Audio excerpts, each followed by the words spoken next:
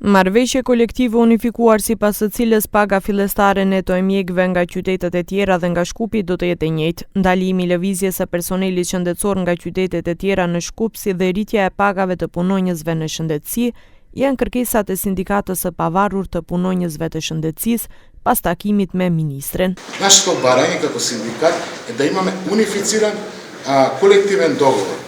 Било гинеколог од Струмица да ја зима иста плата, почетна, нето плата, со гинеколог во другите градови. Бидејќи и во Сооград и во Скопје. Бидејќи нето плата на еден гинеколог е различна од Струмица и во Скопје. Bojqevski po ashtu u bëri të ditur se paga mesatare e një mjeku të përgjithshëm është 45.000 denar dhe me kujdestari arrin në 50.000 denar.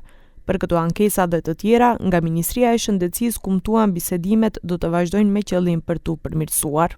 Punësimet, pajisjet mjekësore, specializimet në qendrat shëndetësore, migrimi i mjekëve, sfidat me kuadrin në ndihmën e shpejtë mjekësore, si dhe avancimi i sistemit termini im, ishin disa nga temat e takimit të sotëm, për të cilat ministri theksoi se janë në proces iniciativa për përmirësim.